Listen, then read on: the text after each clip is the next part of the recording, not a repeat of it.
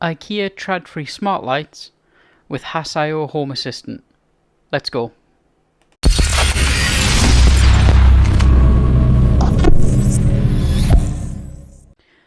The IKEA lineup of Tradfri smart home devices now includes sockets and smart blinds.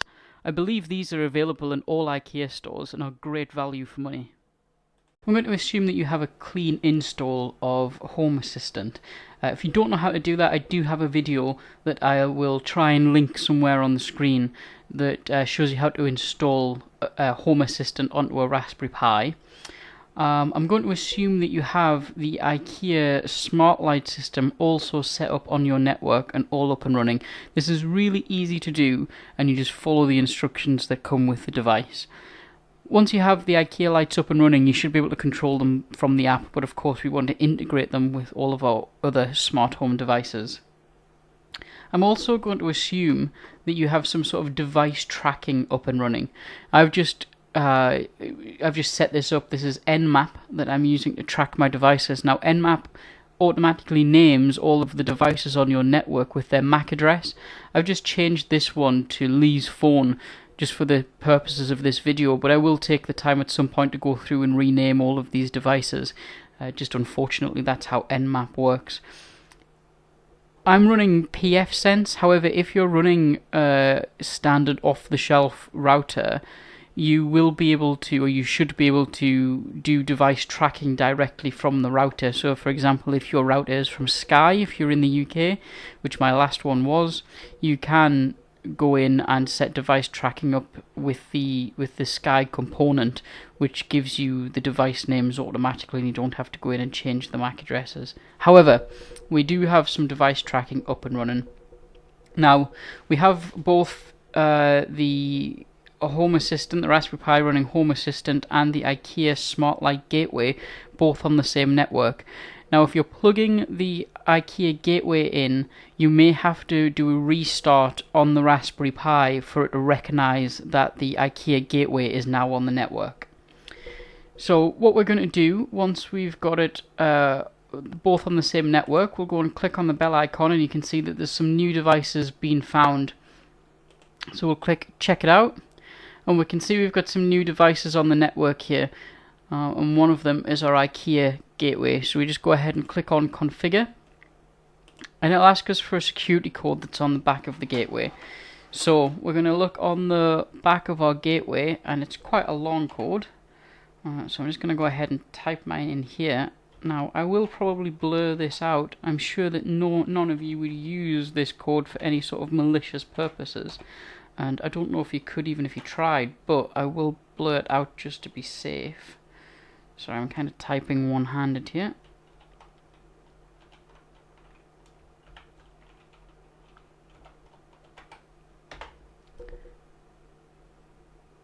So after hitting enter, it's going to sit and think about it for a moment or two, and you can see here that we have success, and we've configured it, and we get the MAC address. We can see that we've also found the lights that are configured on the device that we've done through the app during setup. We're just going to leave this as it is for now and click on finish. And here we can see we have our configured lights. Here we can turn the lights on and off as we like. None of these lights are actually online at the moment, so let's go ahead and plug some of those in and show what sort of functionality we get with them. Okay, here we're back on the overview screen of Home Assistant. You might see a few other things here I've just populated while I've been messing around, but nothing that's going to affect what we're doing here. We can see now we have this lights box, and the IKEA lights that we have already got set up in the app are appearing here. So here's one of the bulbs I have plugged in, and we have this as lamp 1. We can see when we turn on lamp 1, on it goes. Now I do have the brightness of this turned down, just so it's a bit easier on the camera. Well, other things we can do is we can click on lamp 1, and we can see we can adjust the brightness in here as well as the color of the light. Now these bulbs, come in two different types. They come in the color change type, and they come in just a plain white. I'll show you the white one in a moment. You can change to the color temperature on that, but you can't change the actual color. So yeah, this functionality means that we can run automations, and we can run automations to turn the lights different colors, which can be quite handy. So you could say, for example, when your kitchen timer goes off, your lamp in the living room flashes red. So if you can't hear your kitchen timer, you know it's going off. So lots of possibilities with these. We'll just close this one, and what I'm going to do is I'm just going to turn this off, and we'll unscrew it, and we'll put the white one in. Now the white one is currently set up as a bathroom light, although I'm probably not going to use it in the bathroom. Just in my old house, that's what I was using it for. So we'll screw this, and you see it'll turn on, and then we can click on the light, and for some reason, oh, there we go, it's caught up, it's in, it's turned on. We can adjust the brightness.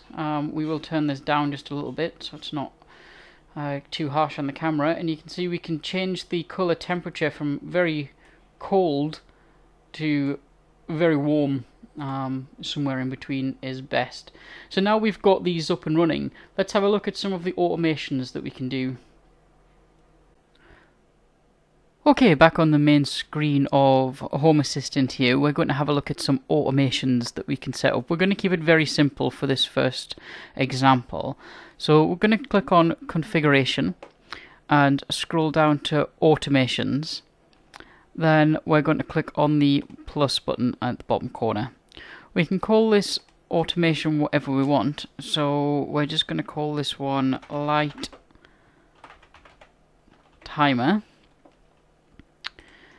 And then we need to select what's going to trigger our automation. So what's going to start our automation off? And for this, we're going to say time. So nice and simple. We're going to give it a time. So we're going to say at 1720. So that's 1720 every day.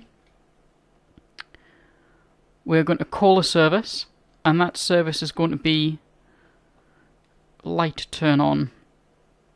So light turn on. Now, for this service data, the easiest way to get this is to open up a new tab and open up Home Assistant again. And click on this button here that looks like a remote. Light turn on is already selected up here. And we're going to go and find the entity that we want. So we've only got 3, so the list's nice and short, but lamp 1 is what we want to play with here. So click on lamp 1, and we're just going to copy this text that's here. Jump back over to our automation, pop that in there, and click Save.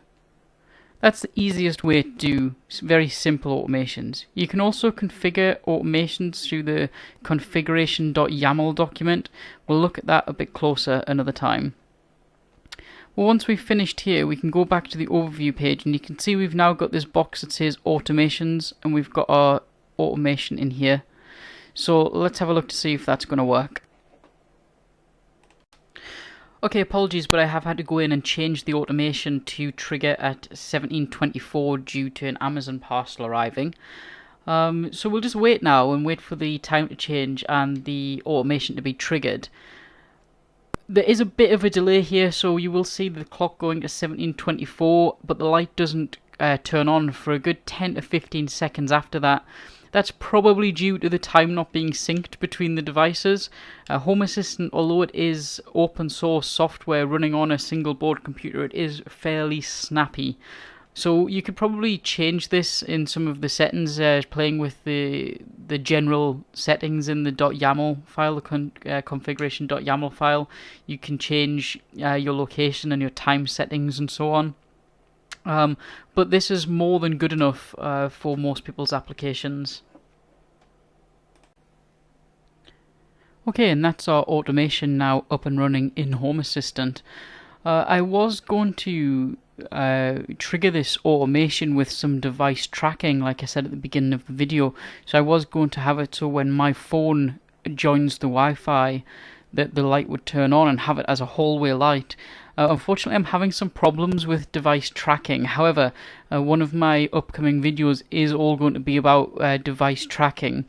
I'm going to cover tracking via your router and also GPS tracking. There's a few other options as well, but they're the main two.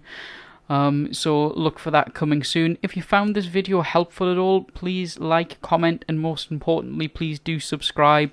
I'm a new channel here on YouTube, and subscriptions really do help me out. Thanks for watching.